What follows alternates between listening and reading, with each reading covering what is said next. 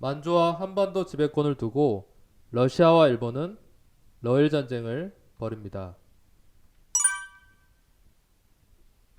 러시아가 우세할 것이라는 당시의 예상을 깨고 러일 전쟁은 일본의 승리로 끝이 나며 이후 대한제국은 일본에 의해 고립되고 일본으로부터 간섭을 더 많이 받게 되었습니다.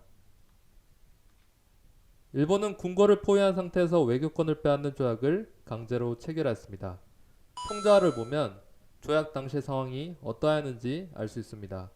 일본 경찰이 고종을 향해 칼끝을 겨누고 있으며 오적이라고 적힌 의자 위에 5대신들이 고종을 대신하여 조약에 서명을 하고 있습니다. 아래에는 위협하다라는 글자도 보이네요. 을사년에 강제로 체결된 조약이란 뜻에서 이 조약을 을사늑약이라고 부릅니다. 을사늑약이 무효인 이유가 몇 가지 있습니다. 먼저 문서에 조약의 제목조차 없고 조약의 공식 명칭이 들어가야 할 첫 줄이 비어 있어 조약의 성립 요건이 갖추어지지 않았습니다. 고종 황제의 옥새가 아닌 외부 대신 박제순의 도장을 강탈하여 문서에 찍은 것도 을사늑약이 무효인 증거가 됩니다. 을사늑약 이후 여러 형태의 저항이 전개되었습니다. 수천 명의 군중이 경궁 앞에 나와 을사늑약 반대와 무효를 주장했고 종로 상인들은 가게 문을 닫고 투쟁을 벌였습니다.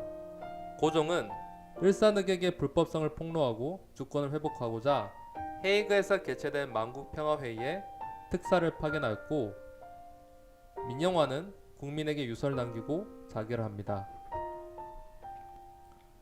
고종이 헤이그 특사를 파견한 사실을 알게 된 이토 히로부미는 고종을 강제 퇴위시키고 대한제국의 군대도 해산시킵니다. 이에 1대대장 박성환이 권총으로 자결을 하였고 그의 죽음에 부하 장병들은 봉기하여 반일 무장투쟁을 시작하였습니다. 해산된 군인들은 단발령과 명성황후의 시에 분노하여 일어난 기존 의병에 합류하게 되었고 군인들이 의병에 합류하게 되면서 의병의 전투력이 상승하게 됩니다. 전국 각지에서 의병운동이 한층 강하게 전개되었습니다. 유생과 농민, 해상군인뿐만 아니라 노동자, 승려, 소작인 등 여러 계층의 사람들이 의병에 참여하였습니다.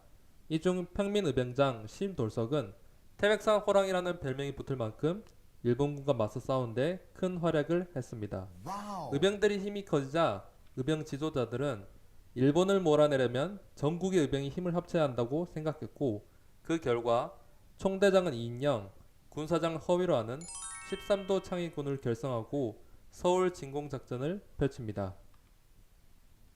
그러나 총대장 이인영이 아버지의 상을 치러야 한다고 고향으로 내려가고 신돌석과 같은 평민 의병장을 제외한 끝에 작전은 실패로 끝이 납니다. 이후 일본은 의병 대토벌 작전을 시행하였고 국내에서 활동하기 어려워진 의병은 만주, 연해주 지방으로 이동해 항일 투쟁을 이어나갑니다.